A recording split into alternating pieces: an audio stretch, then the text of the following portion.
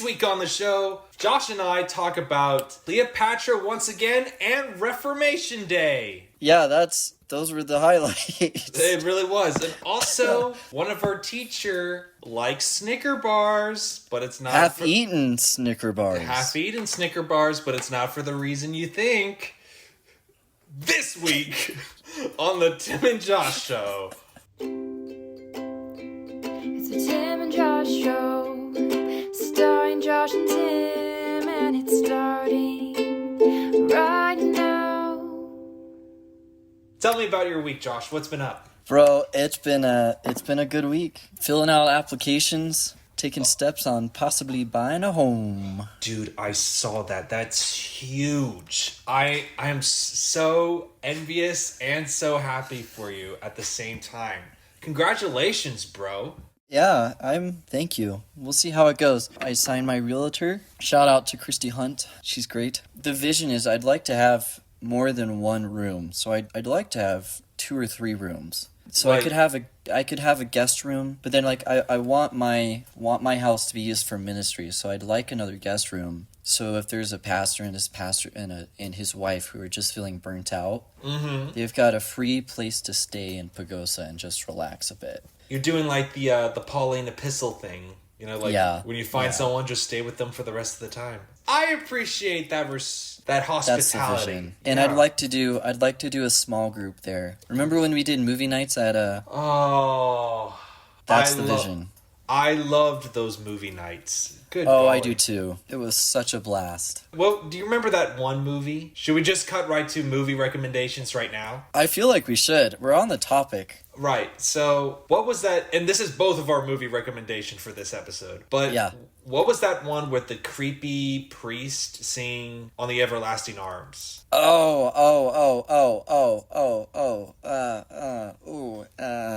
he's thinking hard. I just saw it not too long ago. If you type movie about leaning on the everlasting arms, I bet you it'll pop up. Are you doing that right now, or should I do it? Let's see who gets there first. All right. The Night of the Hunter. That's it. The Night of the Hunter. So let's tell the audience what happens in this movie. Yeah, bro, there's this guy, he robs something, he robs a bank, gets all the money, and, he's about to get arrested, so he shoves the money, all spoilers. It's fine. Yeah, it's a black and white movie. If you haven't seen it... That's on you. That's on you. It's been here for a while. Shoves the money into a stuffed animal, and he gives it to his daughter, and says, "Don't ever let it go." And then the dad gets arrested. Right. But the dad... he talks in his sleep, and so his bunkmate was listening to his roommate who talks in his sleep, and figured out that he stole and was describing where he hid the money. But there's something interesting about his bunkmate. The bunkmate is a preacher. Yeah, but he's also a serial killer. Quote unquote preacher. Yeah, he's a quotation. Here's the thing. He believes in God, but he also thinks that murdering widows is good. So I know that a bunch of red flags went out to all our homeschoolers who just heard that. They're like, they watched this movie.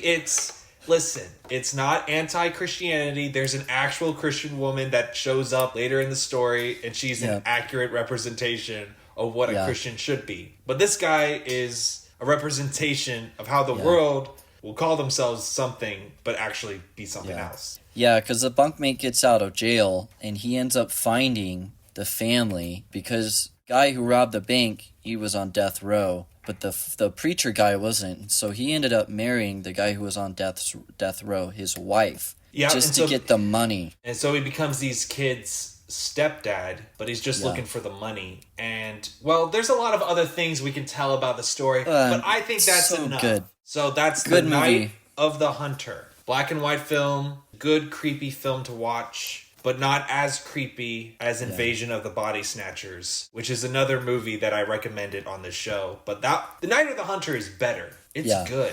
And honestly, I would much rather watch a black and white horror film. Than a color horror film?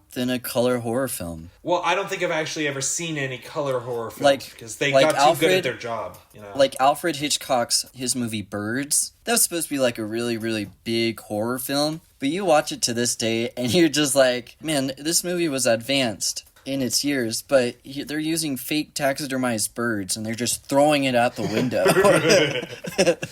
But that wasn't too horrifying, because the first third of that film, it's just kind of like you getting to know the characters. Like this woman, like pretty much pursuing this guy by giving him a bunch of birds for free. And then, like, his ex-girlfriend, who also lives in town, is like, well, what are you doing here? Oh, I'm gonna go flirt with this guy. Well, he's my ex-boyfriend. Ooh. And then the mom is all overprotective. But, do you want to know something interesting about that movie? Which one? The Birds or The Night of the Hunter? Birds. What's interesting about Birds?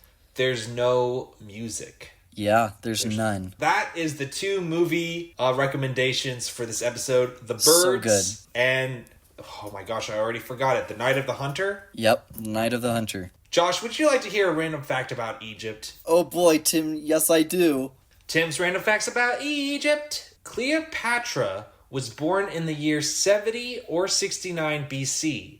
We don't know her exact birth date though, but people think that it's somewhere between January and March. So... that would have been that she was conceived, what, how many months? 9 months. 9? She was conceived during the summer. Wow, a summer baby. Summer conception. Summer conception baby. There's the name of our episode. Some people celebrate 2 birthdays, when they were conceived and when they were born. You want to know when I was conceived? Sure. Halloween night. Really? Wow. I actually typed it in. And I did the math or whatever. I'm like, July 23rd, what's 9 months? I'm like, we believe that you were conceived on Halloween. I'm like, oh, great. Well, you mean Reformation Day. Reformation Day. The day before Reformation Day. Oh, wait a minute. Reformation Day, yes. Okay, that makes so much more sense because I remember at CCBC, one girl dressed up as Martin Luther and one girl dressed up as the 40, what is it, the 40 CCs? Or I can't even think of it. Yeah. That was so funny. Yeah, it was a trunk or treat. And tell the audience what you did for your trunk. My car was Christmas themed. Oh my goodness. I did a Christmas themed car again this year, or last year as well. Oh my gosh. I dressed up as Santa and my friend Sterling dressed up as the Grinch. And the kids were so confused. We were like, now what do you say? And they're like, please? And we're like, no. Trick or treat? And we're like, no. And they're like, oh, I've got no clue. And then Sterling would go, it's Merry Christmas. Josh, can I please join you one of these Halloweens, Christmases? Absolutely. That just sounds... I'll be your elf. Or I feel like maybe you can be my elf. I don't know. It is the best. It's probably my favorite thing. If you're going to do a trunk or treat, dress up like Santa or a Christmas character. Because people and hate decorate your car like it's Christmas themed. Because it's so audacious. The best. It's so audacious. Just like the blatant disregard of the holiday. Like, that is what we call a punch in the devil's stomach. You know, like, take that. I'm celebrating the birth of Jesus today. Man. Yeah. Oh, man. But yeah, I decorated my car at CCBC, Christmas themed. And I remember we got the Christmas candy. Everybody's in their Christmas pajamas and so forth. And then all of a sudden, Dave Shirley's wife comes scooting along. Oh, and my she goodness. goes, I love Christmas music. I like your car. And she goes, do you have any candy? And I was like, I sure do, Mrs. Shirley. And she goes, she's rummaging through the candy. She goes, do you got any Snickers? And I'm like, no, I don't. And she goes, that's Dave's favorite candy. Oh my gosh. Well, now you have to explain that joke. Okay, so let's pause from that. Explain the Dave Shirley and his wife, why they like Snicker bars so much. And go. Tell them. Dave Shirley, he knew that his wife really, really loved him when there was a half-eaten Snicker bar on the table. And that's how Dave Shirley knew. That's how he knew, like, my wife loves me. I want to love my wife back. Okay, that is a very PG way to describe that. That's a very PG way of describing that. Okay, I guess we just got to stop it there. I think the audience will be able to figure out the rest there. So. That's a very classy way to tell that story. But Dave Shirley, when he was explaining that to an entire class, was not as PG as you just were. He's like, well, there's a half-eaten Snicker bar. That's not how he sounds, but he's actually very nice. But he's very nice. He doesn't sound like a creepy person like I just said. Yeah, he's not creepy. He's great. Oh, man. And then there was this group, and one dressed up like Luther, and then the rest dressed up like the Theses. And one dressed up like a hammer, right? And one dressed up like a hammer. Oh, my goodness. But the funny thing was, every class that they went to, they would tape the thesis on the front door. Really? Yeah. So I didn't know they did that. I remember a friend told me, they're like, yeah, I was a little confused at first because I went to go to the chapel to spend some time, in devotion and seeking the Lord. And there was this thesis on there. I was confused what was going on. And we told him, like, buddy, it's Reformation Day. This is when Martin Luther nailed his thesis on what's wrong with the Catholic Church on their door. And he goes, oh, that makes so much more sense. You know what else is October 31st? Huh. It's the day that Bethany Hamilton lost her arm. Bethany Hamilton.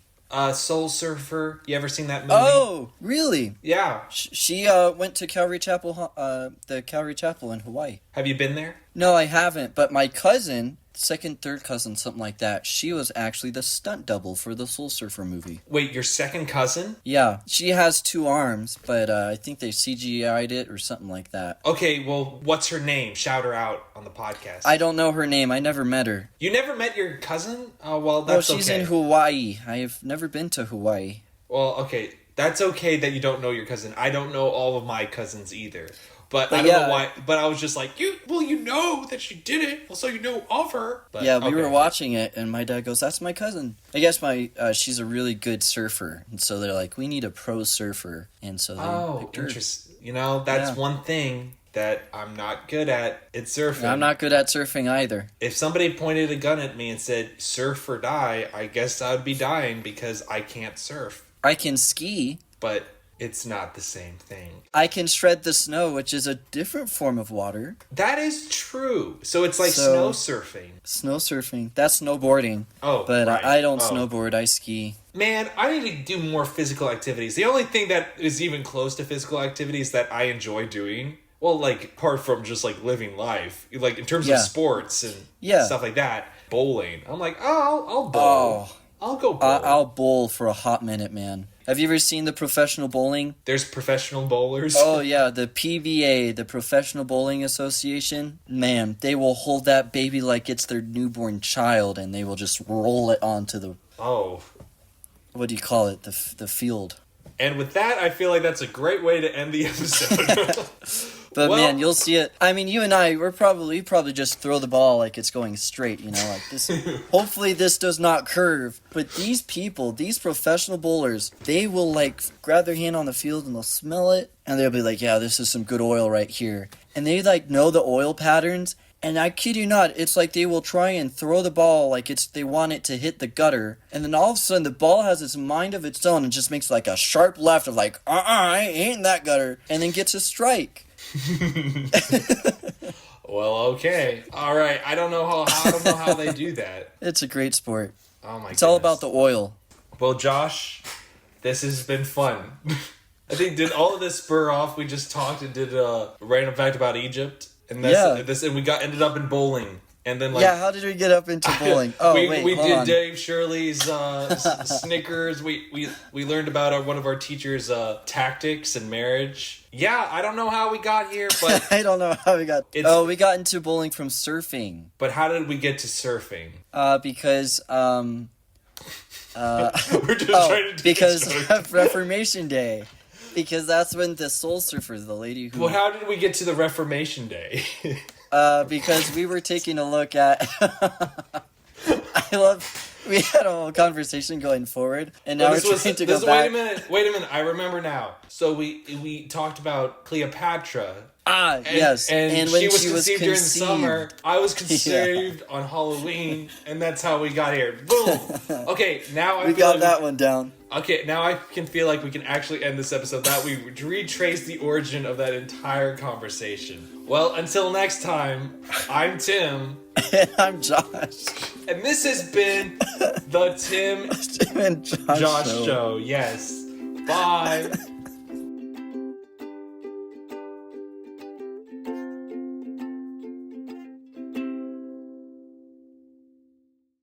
Are you okay? I just felt like I loved how we retraced our steps. It was like we just lost our keys. You know when you like you like lose your keys and you're like, I don't know where they went. And either your wife or your siblings or whoever, they're like, well, make sure you retrace your steps.